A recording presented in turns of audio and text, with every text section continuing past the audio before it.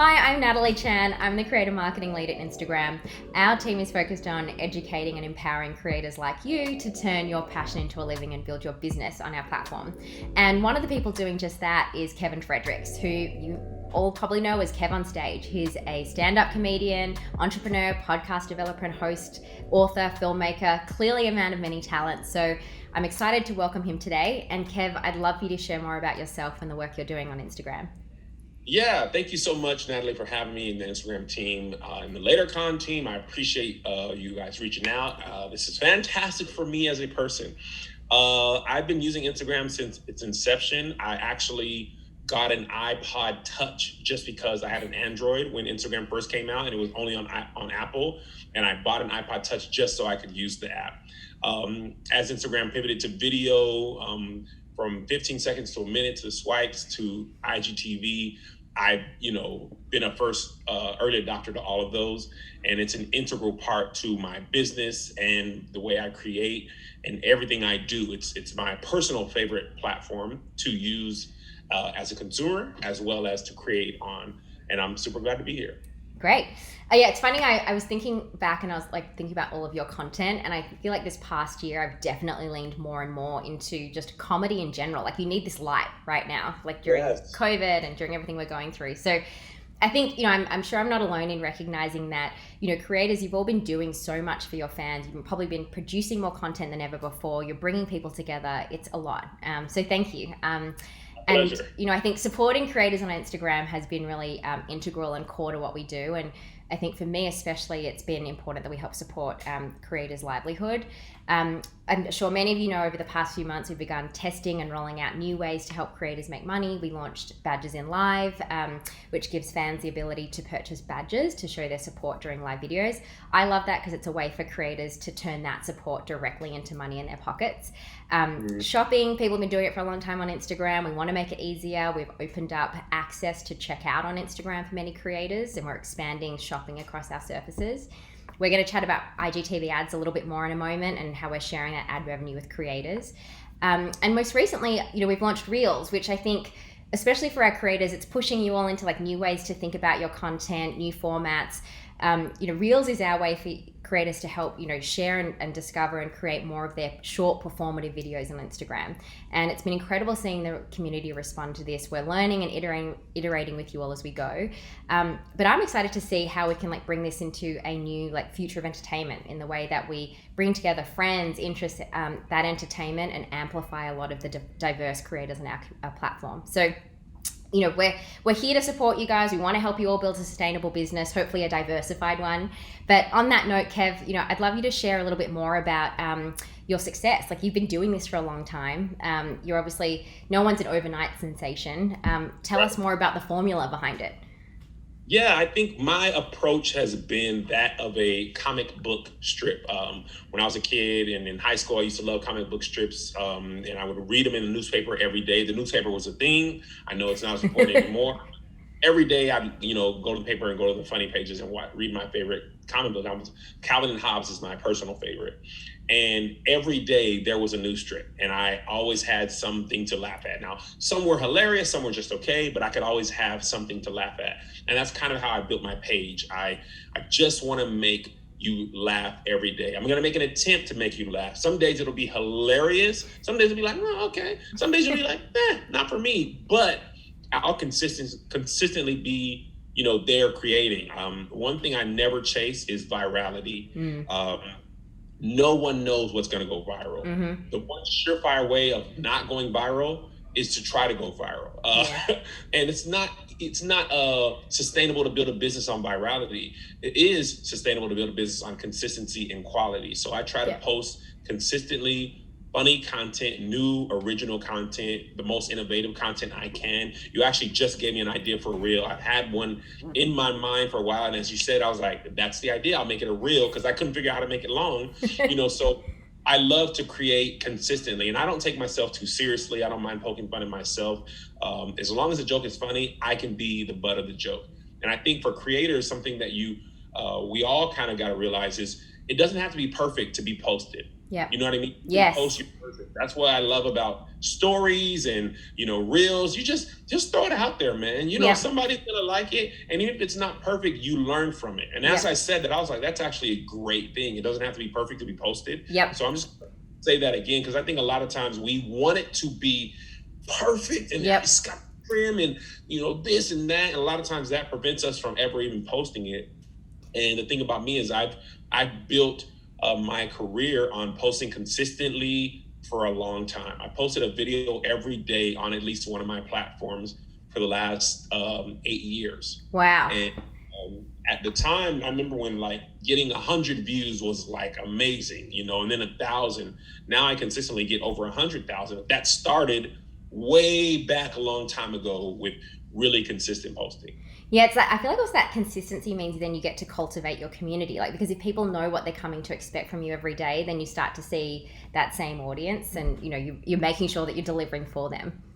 Absolutely. And I know people often complain about the algorithm, but what's algorithm proof? People searching your name and going to the page.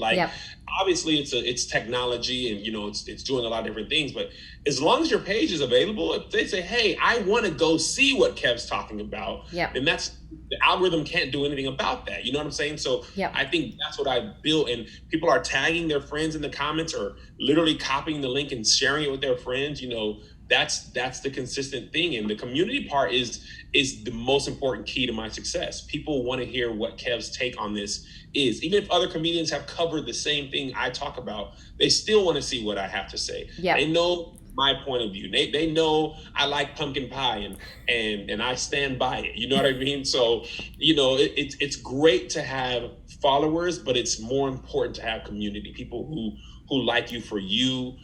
That's how you're able to monetize your platform. That's how you're able to grow consistently. That's how you're able to share stuff that you're creating in a lot of different ways. Maybe I can, if I make a movie, I can tell my Instagram followers, hey, go check this out. And they're more likely to do it if they truly support me and they feel a part of the community, as opposed to they're just like, hey, you make me laugh, now make me laugh. I love that. Yep. No, you're right. So, okay, aspiring creators, listen to Kev. It's consistency, it's community, it's being authentic. I think that one is so key as well. There's no pressure to be perfect on the platform here. Remove that. Be more vulnerable with the community. Yeah, lean into yourself. I'm bald. I'm a little overweight. You know what I mean? My beard doesn't connect all the way. There's still this part. This career was not built off modeling. I'm a plus size model advocate. So I think people they like that because so much of our media is perfection put in our faces, and nobody's sitting at home perfect at all times. Exactly. Wednesday your laundry's probably not done. My laundry's sitting behind me on this bed right here. I've just tilted this so you can't see it. Not in the Zoom. Done to me. So no, it's true. Be your authentic self, because that's what people are craving, right now. Yeah. So, you built off, given that you built off this huge career, I think that's why we've seen this consistency in your content. You were a great, candidate to be part of our IGTV ads beta. Can you tell us a bit about that specific experience? Did you have to change your content? Has it been easy to onboard? Literally the most easy onboarding experience, the easiest monetization experience. I remember 2 years ago hearing whispers in the winds about Instagram might be monetizing the longer form video. And I was like, please, Lord, Heavenly Father, please. We've all been waiting. Yeah, when I was selected for the beta program, I was so happy because it felt very rewarding to be, compensated by the platform. The platform saying, hey, we're going to make you a partner. We appreciate what you bring to the platform. We appreciate your value, and you should be compensated as such. And as a creator, it's so much easier to create freely when you know that you're not giving it away for free. And I've done that for years, and there was still value there. But now with IGTV ads in this beta program, I'm so blessed and honored to be able to create on the platform that I love, and to be compensated for it. And it's just literally touch of a button, and it actually stays like that unless you decide not to monetize something for a reason. So it has been the greatest thing to come out of Instagram this year, and I'm super happy to be a part of it. That's great. Tell me, when you do develop content and you're thinking about monetizing it in mind, has it changed the approach? Are you still sticking to your core strategy? Are you thinking about timing and duration of that content, or are you still like, no, I've just got to stick to like what's going to hit the audience? Of course. I mean, luckily for me, my content tended to be between 2 and 3 minutes anyway, right? Yeah. So what I don't do is try to stretch something longer than it needs to be, right? Mm-hmm. So if it's only a 15-second idea, I'll make it a reel. If it's less than a minute, then I'll put it on, the short video. Yeah. But if it's 2 or 3 minutes and it's good, IGTV is perfect for that. So like a lot of my sketches, a lot of my rants, I repurpose some content from YouTube and put it on Instagram. A lot of times it does better on Instagram because my Instagram audience personally is the most engaged audience that I have. So now, obviously, I don't put like an hour-long podcast on IGTV. Yeah. But I will take a 3-minute clip that's really funny and put it on IGTV, and then I'm compensated from that. And then also people go and listen, maybe they go download my podcast. So Instagram works as a monetization place and an awareness place. So like, hey, I create content all over, and I'm appreciated that it works so smoothly for me. And I have so many different ways to create. I love stories as well. I love to tell stories and use the poll and swipe up. Like I have this fun game with my audience when I'm promoting a comedy show.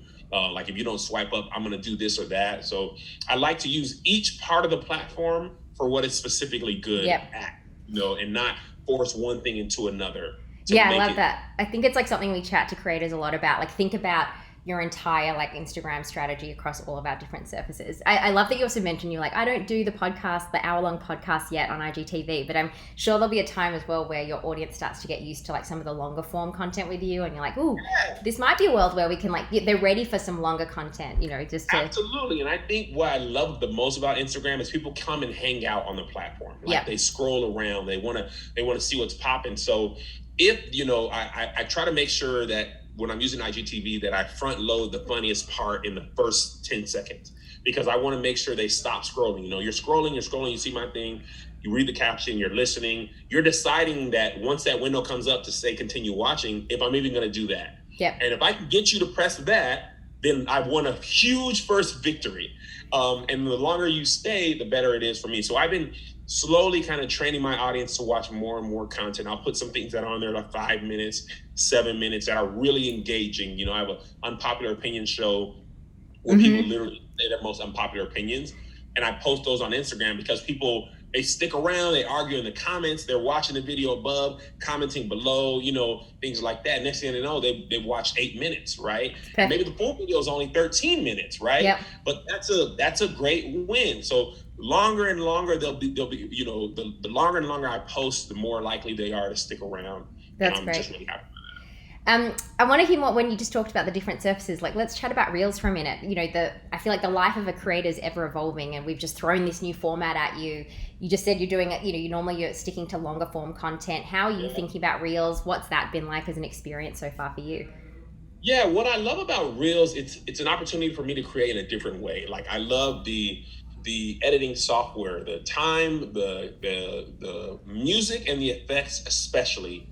I can play a lot around those. So like, for instance, I was renting a Maserati for a while and I had to put gas in for the first time. And with Reels, I was able to put the gas in and then put the effect of the rain and the blue filter. I saw that one. I loved it. Yeah. And then I picked a sad piano, and the caption is when you have to use premium gas for the first time. Like that joke was only a short form joke, right? Yep. But people got it. And, I used those effects and, the music to help tell a story. And I love it for that. Like I literally can't wait to finish this because I have a reel that I want to shoot now. And I think it's just fun. And it also, as a creator, it helps me to stay sharp. I feel like a lot of times we get into our habit and we feel like you're just making the same content over and over and over. Mm-hmm. And with Reels, it's forcing me to create kind of how my kids consume content. They like short, quick, funny jokes. Yeah. Like that. So it allows me to create that type of content because sometimes it's not a rant. It's literally I have a funny idea that's quick and I want to shoot it real quick. So I love Reels for that reason. And it's stretching me because I'm more of a long form content creator by I'm just naturally, I be talking long. I can give you 30 minutes much more easily than I can give you 15 seconds, so but the reels hit the explore page a lot more. And that's a good way for me to introduce myself to people who might not be a fan of me yet. Yeah, it's definitely a good way to reach a new audience, that's for sure. Oh yeah, it's great. Super great. I have a personal request. I want to see, I'd love your son's life lessons. Like the other day you posted when he's like, I don't need to smile in every photo. I'm like, can you maybe make reels with him? Like, he's amazing. I was like, we need more of him. He literally is my pride and joy. The fact that he likes creating, both of my sons are creative in very different ways. My older son is like a director, animator. My younger son wants to be in front of the camera, making you laugh. Reels, perfect. So reels will be perfect for him, and he's always down for my silly ideas. We hop in videos together all the time, and he is my partner in crime. He's the next gen. So on that note, I want, what is next for you? Like, you've obviously got your IGTV strategy down, you're doing ads, we're exploring reels. Like, what's next for you overall and on Instagram?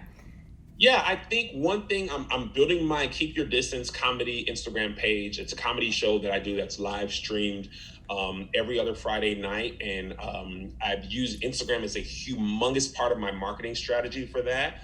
And, I built it to about 18,000 followers over the last couple of months. Just show, with photo, with the long form. That's another way IGTV works for me, is you can post a stand-up comedy set, like a 2 or 3 minute clip of the set, and people are watching and engaging, and maybe they want to check that comedian out. So it's both taking content from the show and displaying it on Instagram as marketing, and also using Instagram to market to something else. I go live from the comedy show right before the show starts. I go live from IGTV, or not IGTV. I go live on Instagram. Yep.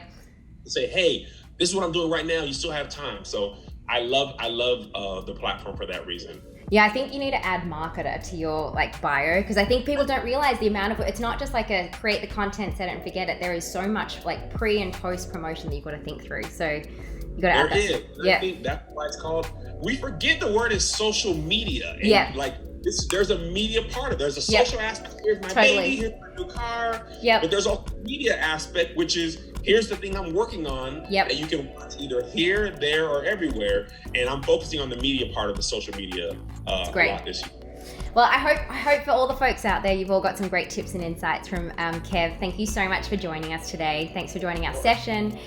If you'd all like more tips and insights like these, follow us on @Creators. We run more Q&As like this.